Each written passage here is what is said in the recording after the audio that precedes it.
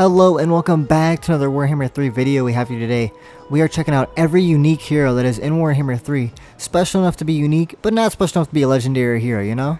And today we're checking out the first one is Cavill from my favorite faction, the High Elves. He is a DLC unit for Thorian the Grim, quotation marks, he starts out with him. He's a lore master of Hoeth. Wizard, armored piercing, anti-infantry.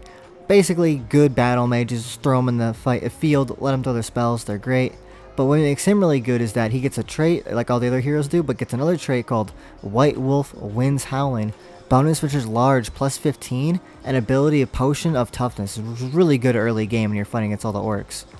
He's also a reference to the actor, I didn't know this till I was cobbling this list together, is the actor Henry Cavill, big man Superman himself, who I guess is also a big Warhammer and Total War fan. So it's a little fun fact. And the next one we're going to move on to is, ironically enough, another High Elf. We are on to the next one. Hand of the Shadow Crown is the name of this character. It is more of a mechanic than he is a hero, because he can't join your army or fight, even though you can use him in skirmish against AI and multiplayer. He does have decent stats and he's kind of a hybrid unit. But besides that, in campaign, you can only get him by doing the rite of Mori Heg, and you can get multiple of them, which is nice, but he can only assassinate and assault enemy units on the campaign map. So fun character, I guess, but he's more of a mechanic than anything else. And yeah, we're gonna go on to the next one now. We are on to the next unique unit we are looking at today, Karak Stoneheart. He's a unique hero for the Beastmen. He's a Minotaur hero, specifically for Malagar the Dark Omen. And he's pretty good, considering he's an anti-large, armored piercing, kind of good breakaway type of character.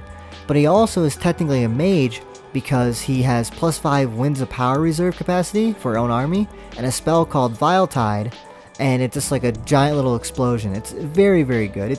I would say you would keep him around. It would be very unwise to get rid of him and just swap him out, because he's best of both worlds. I really like him, and yeah, we're going to go to the next one now. We are on to the next hero, Henry Lee Massive from Bretonnian.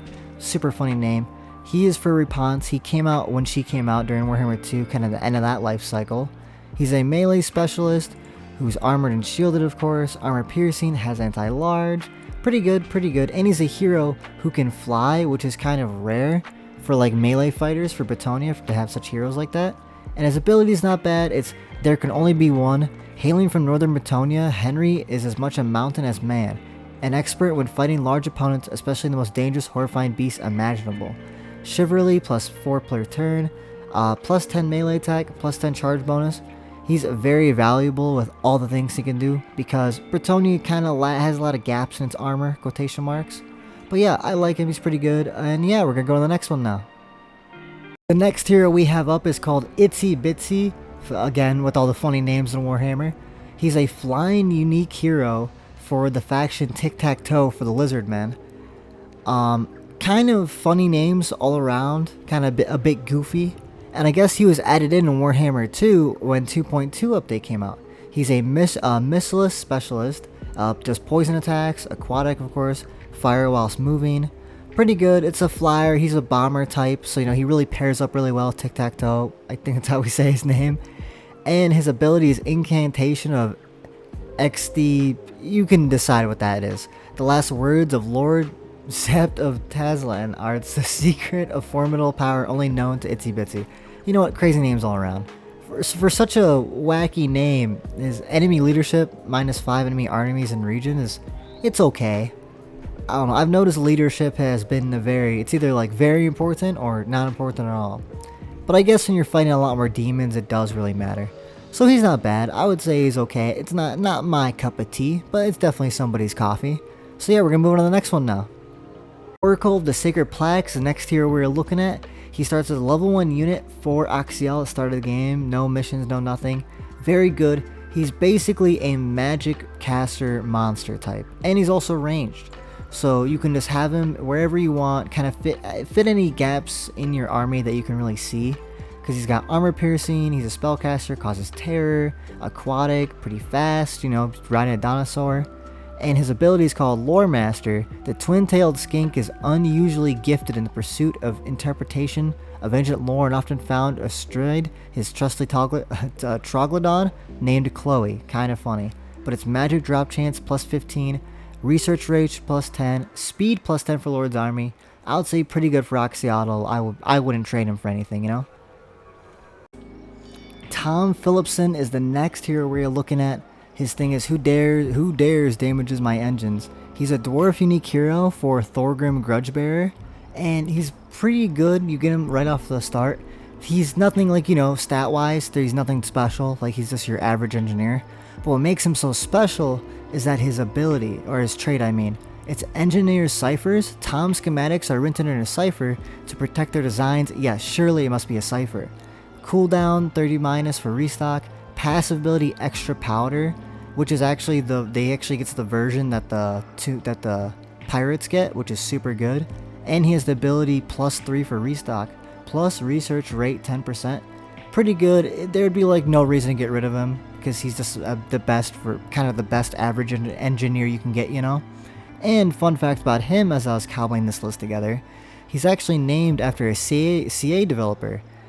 So that's kind of cool. His name was Tom. So yeah, we're going to go to the next one now.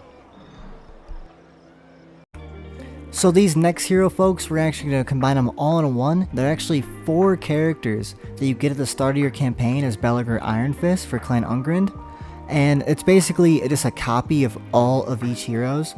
So, you know, you have your runesmith, you have your hybrid kind of shooter mechanic guy who fixes everything, gives everybody ammo. And then you also have 2 types of melee characters. One does more damage and one is more shielded. And so you have Dramir Hammerfist, Throny Ironbrow, King Loon Ironhammer, and Hulkenhoff Stonebeard. Kind of funny names. They're pretty good, and they all have the same starting trait, which is upkeep minus 100, enemy action success chance minus 100, hero capacity for each type that they're in is theirs, like so plus 1 for runesmith, leadership aura plus 20 when attacking, and attribute unbreakable. So these are like, even though they're pretty basic, they are one of like pretty good heroes. Like you would at least have 2 in your main army, and then have the other 2 kind of like dispersed around, you know? Pretty good though, I really like them. So yeah, you're gonna have to let me know how you guys feel about them doing that. I feel like they could have done something else with them. I felt like they should, it's like a mission. I felt like getting 4 at once is like, wow, like how can you even beat him when he has those 4 in the beginning? But yeah, we're gonna move on to the next one now. The next character we are looking at is Hans Valhirason. It's a very odd name, but he's a unique dwarf hero for only Ironbrow's expedition and his forge mechanic.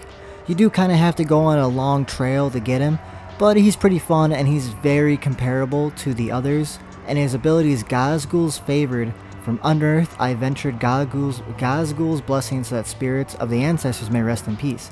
Upkeep minus 100, minus 50 attrition suffered from vampiric attrition, enemy hero action minus 100, and hero capacity 1+ for Thanes.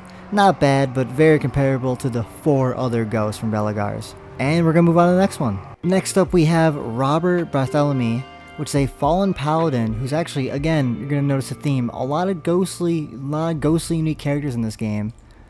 He is a Bretonnian melee specialist who actually works for the Vampire Coast. He was brought back.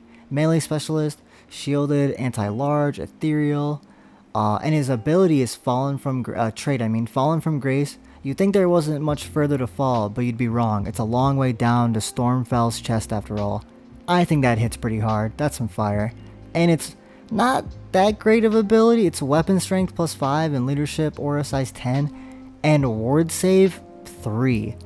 Like 3%, that's a little sad. Like that, they're just throwing sticks on a fire at that point. That's just messed up. This guy's already at the bottom, you know?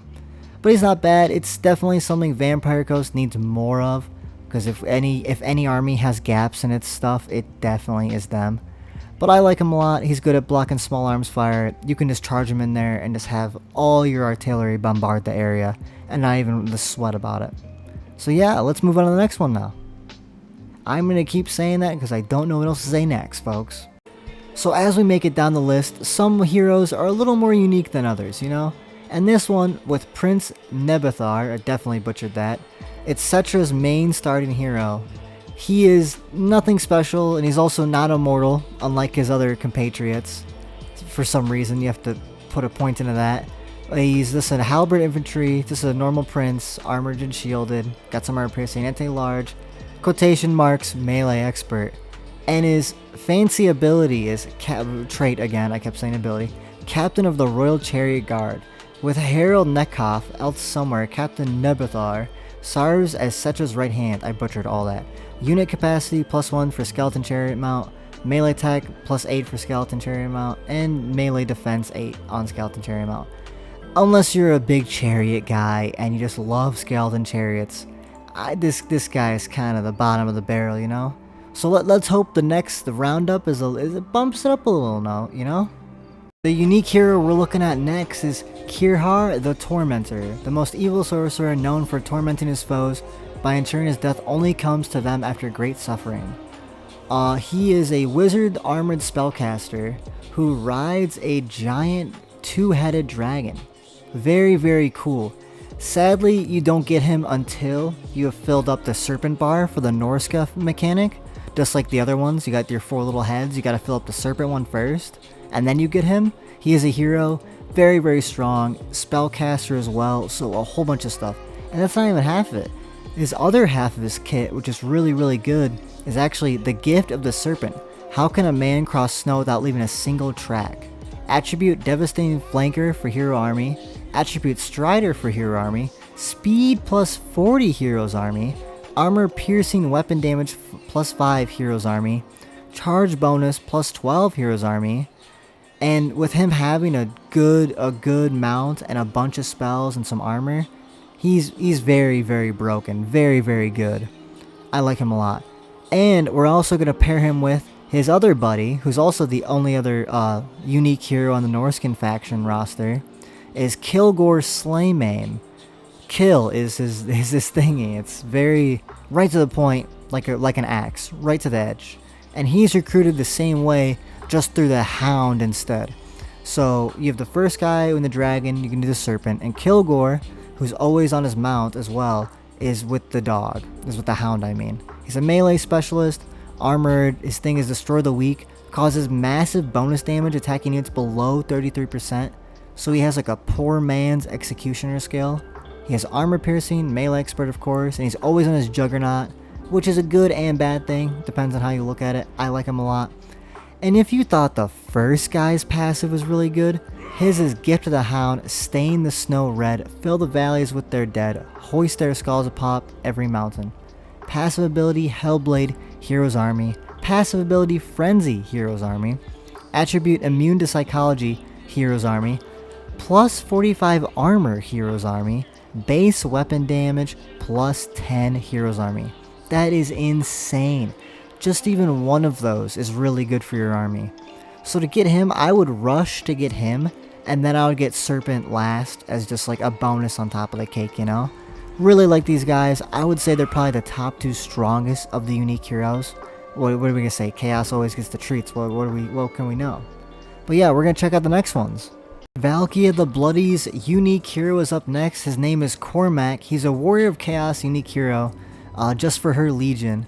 He's a melee specialist, armored and shielded. He's just a basic Chaos Warrior. But the only thing that makes him special is his trait called Reforged of the Gore Queen. The loss of an arm could not keep Cormac from following his queen to the edge of the world, and neither can death. Path to Glory minus 50% soul cost to devote to Khorne.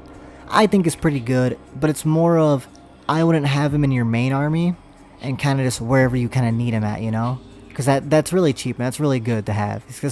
He's basically a walking coupon. There's nothing else for him. He's just a coupon. That's not bad. Now we're going to check the next one. Prince Ograx is what we have next. He's also a Warrior Chaos unique hero, but he's only for the War Host, which is Archaon the Everchosen. You know, melee specialist, armored and shielded. It's kind of basic, not bad, what you'd expect, but he also is, the trait is the Great. Once a beast fiend in Khorne services, Ograx was elevated through his long association with Archaon during the Everchosen's quest for the 6 Treasures of Chaos. Weapon strength plus 15%, bonus versus large plus 18. pretty good. I would say he's a bit better than Mr. Walking Coupon, you know? And now we're actually move on to the next Chaos Warrior, which is Samuel Ludenhoff, funny name. Stoic in their misery, Nurgle's mightiest slay, and infect the name of their foul and unholy master. He starts out with Festus in the middle of the Empire, of course, his faction. Again, melee specialist, armored. He's got armor piercing though, and poison attacks, makes him a bit different. And his a trait is a lot like really good for him. So it's Mutant Betrayer. After drinking one of Festus's warping elixirs, this former son of Aldebrand Ludenhoff slaughtered dozens in his father's court before joining his new master. Diplomatic relations -20 with the Empire, plus 15 when fighting against humans. Attribute causes fear when fighting against humans. It's really good because you're not going to be making friends with the Empire. They're mostly just going to be attacking you until you kill them all. So I would very much just keep him close knit, you know, to whatever type of army you need him at. And now we're going to move on to the last and not least. Like I said, who's up next is Codell. He's last but not least, one of my old-time favorites from Warhammer 2. He comes with Draika during the update for the Twisted and Twilight update. He's a big old tree man monster. He's a spellcaster. He has armor piercing, vanguard deployment. He has a bunch of very fun spells, and he's a hero. Usually those types are only lords, or they're just another unit type, and nothing too special about them. But he's a hero, but you can only get him a Draika, which is a little sad, but I think is a very good and solid unit. He can throw the punches, and he can roll with them too, and he can even cast spells. So he's kind of an all-in-one package, and I would put him in any army. If I was a Wood Elf, I would steal him with the mods every time. So yeah, that was every unique hero that I could cobble up together. And yeah, thank you guys so much. I really appreciate all the likes and subscribes. Always appreciate the support. And I will see you guys in the future.